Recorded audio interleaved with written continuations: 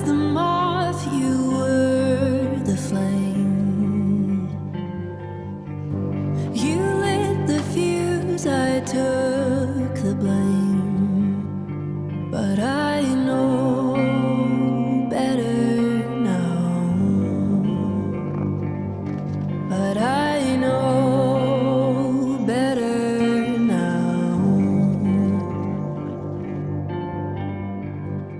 Comparison is the thief of joy. Whether you are comparing yourself to someone that you perceive as better than you or worse than you, it doesn't do any good. I remember growing up in church being taught the commandment, thou shalt not envy. And, some of the teachers and leaders and people that I was around in church would kind of justify it by saying, it's okay to compare yourself if that motivates you to be better. Or it's okay to envy something that someone has as long as you don't want that specific thing, but it motivates you to work and get out there and do it yourself. And while I think that's fine, I still think that it should be a blanket statement that thou shalt not envy. Just do not compare yourself. Just don't. Don't envy, don't compare. It's truly the thief of your joy. I'm reminded of a parable of the workers in the vineyard, or the laborers in the vineyard. And in that parable, there are a bunch of workers and they go out and work in this vineyard, and some of them start super early in the morning.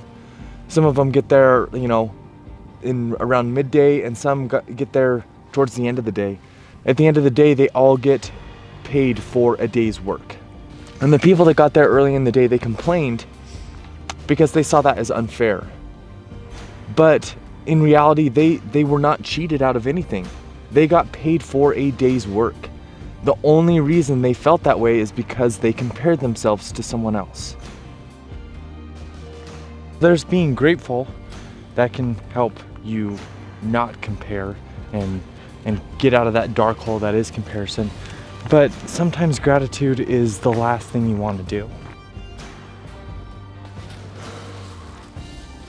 So there's a Buddhist and Stoic idea that the present moment is all we have.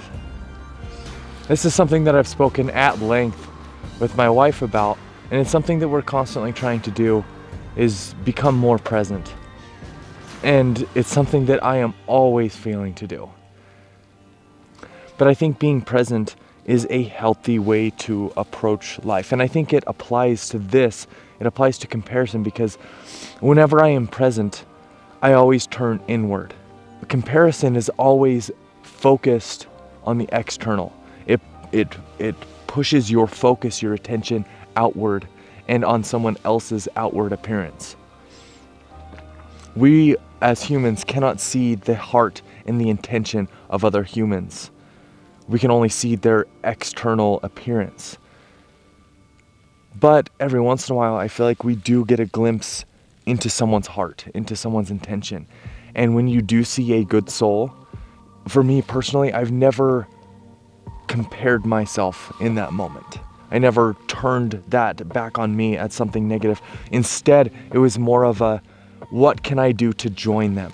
Not what can I do to be like them, but how can I join them in that kindness or in that presentness or whatever they are expressing in that moment. And so if comparison is the thief of joy, I feel like being present is one thing that we can do that keeps us from comparing. That keeps us turning inward instead of outward. I don't know. All I know is that comparison is the thief of joy, and I know that being present is a fantastic, healthy way to live. But I'm going to keep it short today because my voice is terrible and I just don't feel that great anyways. But if these topics were interesting, if you think that there is another way to keep yourself from comparing, I'd love to hear about it, because I'm always trying to be better on that. Anyways, if this was interesting, let me know, hit that like button, subscribe to my channel, and we'll catch you in the next video. I only